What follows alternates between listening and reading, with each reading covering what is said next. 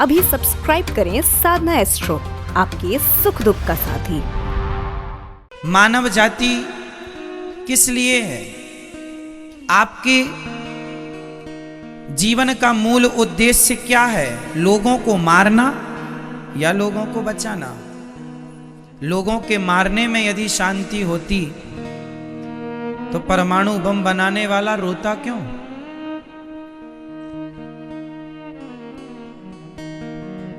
शांति साहब, शांति कुछ ऐसा आविष्कार करो,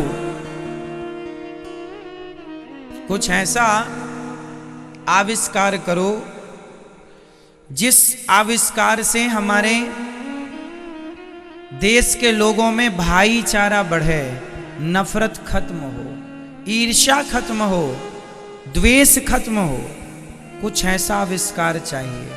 आज ईर्ष्या बढ़ती जा रही है, द्वेष बढ़ता जा रहा है, नफरत बढ़ती जा रही है। इसलिए हमारे देश में पुराने समय से हमें ये सिखाया गया सत्संग के माध्यम से कि सबसे बड़ा धन है संतोष, सबसे बड़ा धन है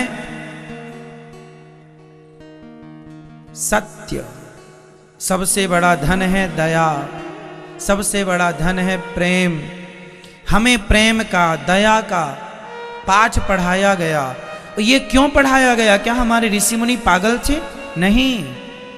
शांति, संसार घूम लो, कुछ भी प्राप्त कर लो, शांति नहीं है साहब।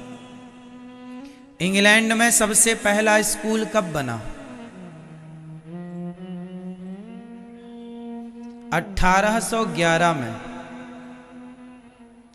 शिक्षा पद्धति शुरू हुई इंग्लैंड में।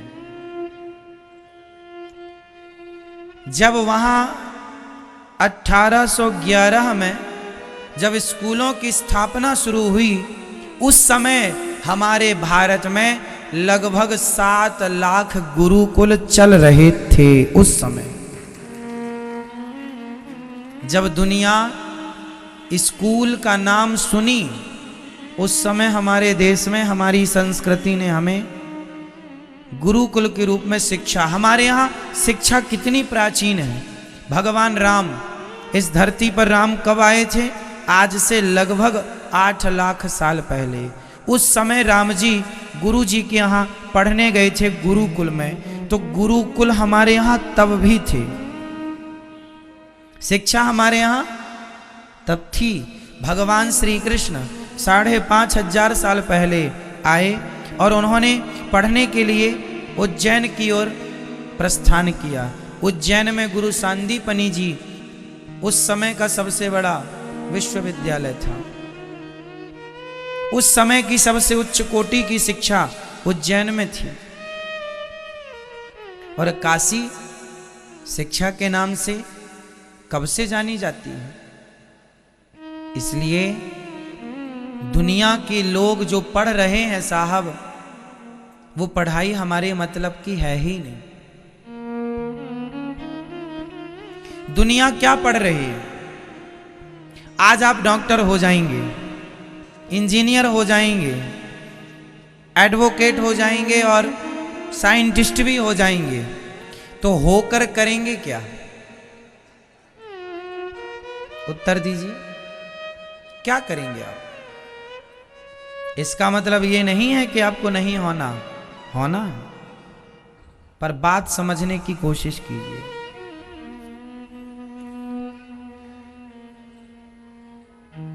क्या करेंगे आप? अच्छे आप डॉक्टर हो गए, आप इंजीनियर हो गए, साइंटिस्ट हो गए, अच्छा है, हो गए, ज्ञान हो गए आपको। क्या पालेंगे? क्या डॉक्टरों को शांति है? हर व्यक्ति शांति ढूंढ रहा है और अच्छे डॉक्टर से, अच्छे इंजीनियर से, अच्छे साइंटिस्ट से देश का विकास शायद ना हो। परंतु मैंने कई बार कथा में कहा है कि अपने बच्चों को अच्छा डॉक्टर बनाने के पहले, अपने बच्चों को अच्छा इंजीनियर बनाने के पहले, अपने बच्चों को अच्छा एडवोकेट बनाने के पहले, अपने बच्चों को अच्छा साइंटिस्ट बनाने के पहले उन्हें अच्छा इंसान बनाओ।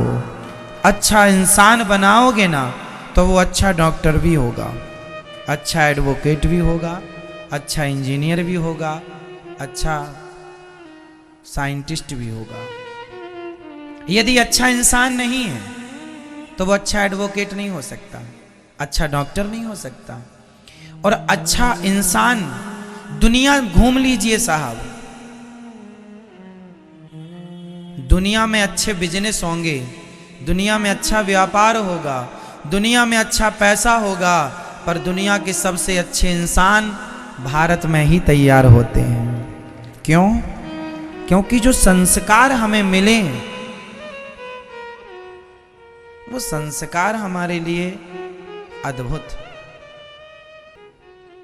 स्वामी विवेकानंद जी गए भारत की धरती से बाहर, पूरी दुनिया को पाठ क्या पढ़ाया उन्होंने? वो कोई साइंटिस्ट तो थे नहीं, पर बड़े बड़े साइंटिस्ट आज स्वामी विवेकानंद जी का आदर करते हैं। वो कोई डॉक्टर तो थे नहीं, पर बड़े बड़े डॉक्टर आज स्वामी विवेकानंद जी का आदर करते हैं। वो कोई जज नहीं थे, एडवोकेट नहीं थे, फिर भी बड़े से बड़ा जज और बड़े से बड़ा एडवोकेट स्वामी विवेकानंद जी का आदर करता है। क्यों? माना कि वो जज नहीं थे, माना कि वो एडवोकेट, इंजीनियर, साइंटिस्ट नहीं थे, पर वो एक अच्छे सच्चे इंसान थे। और जो अच्छा इंसान होता है वो सब कुछ होता है। इसलिए आप अपने बच्चों को एक अच्छा इंसान बनाओ। हमारे देश में पूरी दुनिया का अच्छा, सबसे अच्छा मोबाइल, जैसे आज लोग कहते हैं ये आईफोन है, एप्पल, चाइना में बनता है। कंपनी कोई और होगी, अमेरिका इत्यादि की, बनवाती चाइना में। दुनिया का सबसे अच्छा मोबाइल चाइना में बनता है। दुनिया का सबसे अच्छा ब्रांड कोई होगा जो वहां इत्यादि देशों में मैन्युफैक्चरिंग हो रही होगी उसकी। पर मैं आपसे पूछूं कि इस धरती में सबसे अच्छे संस्कार कहां बनते हैं? सबसे अच्छे संस्कार कहां के होते हैं? जैसे कोई कहता है ये बादाम फलाने देश की है, ये एप्पल फलाने देश का है, ये फलानी वस्तु फला देश की है, वहाँ ये होता है, वहाँ ये होता है, वहाँ ये होता। माना कि बताओ हमारे देश में क्या होता है? लोग कहते हैं भारत में कुछ नहीं बनता। माना कि टेक्नोलॉजी के मामले में हम कमजोर हैं, पर संस्कार जो हमारे देश में बनते हैं और थे और हैं और रहेंगे, वो दुनिया में कहीं कोई कॉपी नहीं हो सकती, है ना। संस्कारों के मामले में हम ही आगे थे, हम ही आगे हैं, हम ही आगे रहेंगे। इसका एक उदाहरण मैं आपको दे दूं। दुनिया के किसी देश में विधवा स्त्री नहीं होती, भारत को छोड़। दुनिया के किसी देश में विधवा स्त्री नहीं होती ही नहीं। दुनिया के किसी कोने में जाइए विधवा स्त्री नहीं मिलेगी, वहां कोई विधवा होती ही नहीं है। पति चला गया तो दूसरा जिंदाबाद, दूसरा गया तीसरा जिंदाबाद, इसलिए कोई विधवा होती ही नहीं। विदेशों का कोई ये सिस्टम नहीं है। हमारे देश में जिसका पति चला जाता है उसकी विधवा रहकर सारी जवानी, सारी जिंदगी गुजार देती है, पर स्वप्न में पराये पुरुष की तरफ दृष्टि नहीं डालती। ऐसी स्त्रियां आज भी 21वीं सदी में यदि कहीं मिलेंगी, सिर्फ भारत की धरती पर मिलेंगी। संस्कार है, हाँ या ना?